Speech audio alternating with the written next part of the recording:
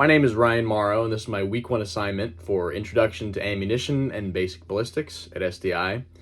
Today's date is September 5th, 2025, and some of the sources that I used for this project will be the SDI textbook, Introduction to Ballistics and Ammunition, as well as an article by Praxi Labs, and some load data I borrowed from the Hodgdon website. And of course, all links will be at the end of this video.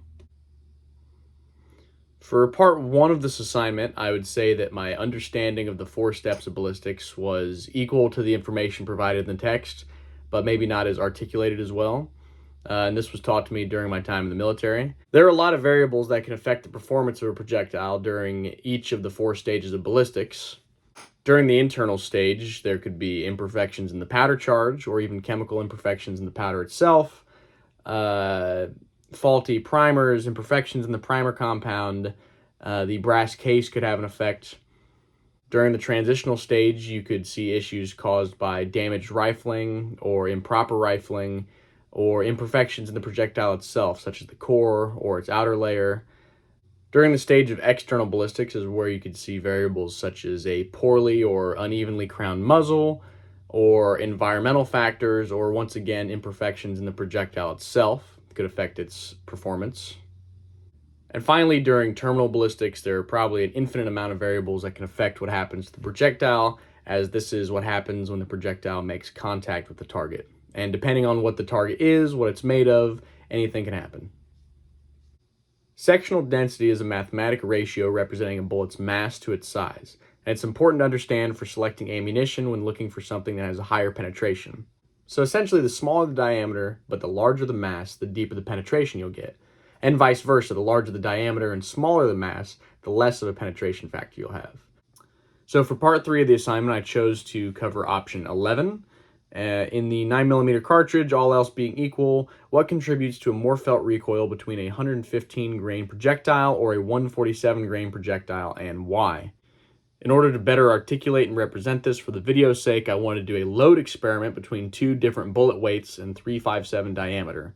I did not have a set of 9mm reloading dies, so I'm going to make do with 38 special. So first here, this is me resizing a fresh batch of 165 grain round nose. These were freshly cast and powder coat, and now are being resized down to exactly .357 in diameter. In order to keep these bullet weights as close to each other as possible, I was modifying them with a hand sander and then a rasp in order to get the grainage down to where I wanted it. And to test this 32 grain difference in projectile weight over the same powder charge, we'll be using this 2nd gen 4-inch Colt Police Positive.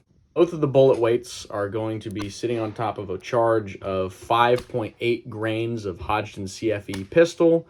This was a recommended load off of Hodgdon's website for a 130 grain round nose. During the shooting, the difference is noticeable and discernible. The 133 grain both fired and felt like a comfortable bulk box 38 special load. However, the 165 grain projectile sitting on the exact same load felt more like a plus P round, a little hotter, a little more felt recoil. It's a little snappier.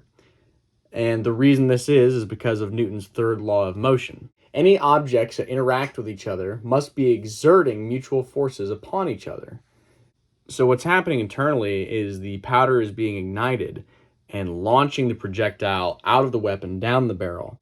When it's a lighter weight projectile, such as a 115 grain 9mm or a 133 grain 38 special, the expansion of gas caused by this 5.8 grains of powder only has to work so hard in order to push the projectile far and away and out the barrel.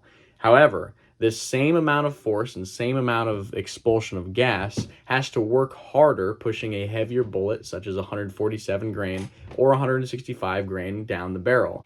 In turn, you get more felt recoil, more force backwards as that gas is working harder to push the bullet. This is what causes more felt recoil to the shooter and a louder report of the weapon.